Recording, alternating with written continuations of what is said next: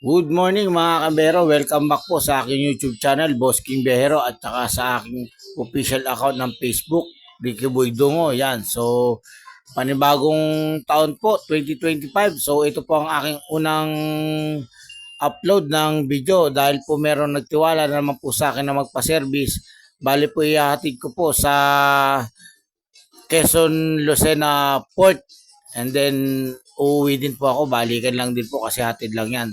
At atin pong aalamin kung ilang oras po mababiyahe ko balikan at saka po ang makukonsumo kong gasolina balikan. So samahan niyo po ako, tara.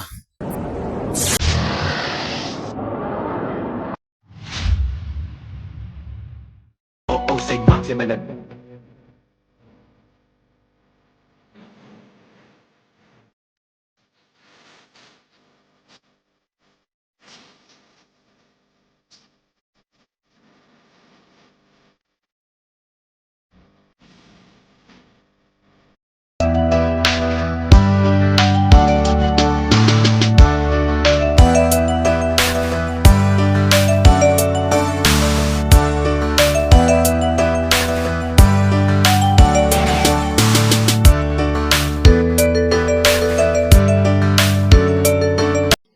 Kaya bali nandito na po kami sa may Pami Laguna. Stop over po muna kami rito para magpalamig ng makina at saka ng gulong.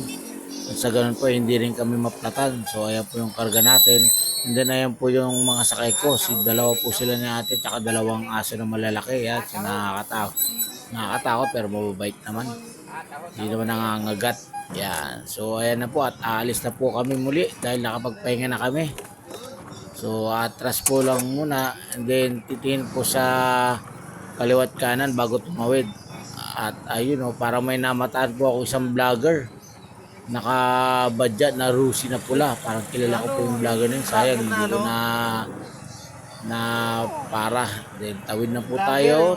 Tingin po kung may parating na sasakyan sa kabila at sa kabila ng safety po tayo. Let's go! At ayan na nga po, after 5 hours, so andito na po kami sa Quezon Lucena Port. Yan, papasok po kami ng gate 2 ng Lucena Port. Yan, so may humps. Yan. So ingat po kayo, huwag po kami papatakbo na mabilis papasok ng dahil may mga humps po rito at may malalim. Hindi ko na ayan po, so papasok po tayo sa mismong looban. Yan, so dito daw po ang babaan. So ayun po yung barko na sasakyan. So hindi po sila sasakay diyan dahil hapon pa daw po ang barko na masasakyan nila. Yan. Yan, bali na-drop ko na po yung mga pasahero ko dito sa Lucena Port. Yan, Lucena, Quezon. So tinakbo namin ng 4.5 hours ang biyahe. Yan, so isang stopover lang kami, then rektahan na. So hindi na po ako masyado nag-video sa daan kasi madilim naman kanina papunta. Ngayon po pauwi na po ako. Yan. So samahan niyo pa rin po ako sa aking biyahe hanggang sa aking pag-uwi.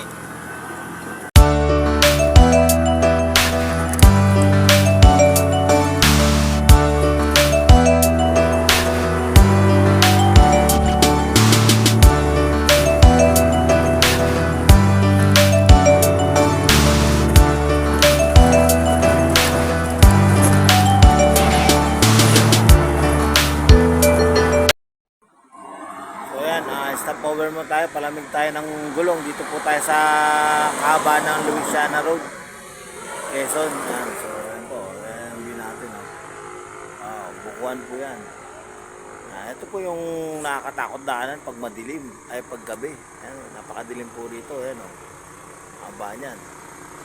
Pag araw naman okay naman, pero safety naman kahit madilim, ingat ka lang. Alright, Boss Jack. Alright, wala tayong kasama ngayon. Solo rides pa uwi. Aray, nagbalakang exit. Medyo nakapagpahinga tayo ng mga 15 minutes. Biyahin na tayo ulit. Siguro mga pagdating ng Pami, doon tayo mag-almusal. Yan. Kaya tanghalian na siguro. Tama, almusal lang yun. Maaga pa yan. let's go. Yan, kung mapapansin niyo po medyo matagtag yung camera ko dahil po dyan malubak po yung daan dito po sa Louisiana Road. Yan, kahit po simentado po siya may mga butas-butas po rin po siya. Kaya po kung dadaan po kayo rito ng gabi o madilim, ingat din po kayo dahil may mga butas din po dyan na medyo malalalim. Yan. So, dito na po tayo sa farming stopover muna tayo, pahinga muna tayo, merenda muna tayo ng lugaw. Yan, dito po tayo sa may kanto ng farming. So, bali po mula sa Lucena Port hanggang Pami, tinakbo po natin ng 2 oras. So, medyo nabilis po yun kasi 15 minutes lang naman ako nagpahinga at nakahihingi. So, palapit po muna tayo ng gulong dito. Yan, ang Veronica Food. So, kanto po ng Pami yan. Kung magagawi po kayo rito, dito na po kayo kumain at masasarap po ang mga pagkain dito. Yan. So, ayan po, Altex, tapat. Then yung kaliwa po niyan, ipapuntang Real Quezon, Infanta. So, lagi po kami rito kumakain tuwing napapadpad kami ng Quezon. At meron na rin po ako nadaanan dito ang buko. So, napakamura lang po, 21. So, tikman po natin.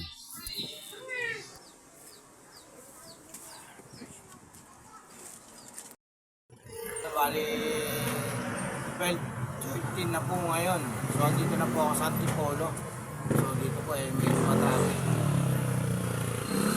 Traffic na masyado rito. Pero, touchdown po na Antipolo is 12:13.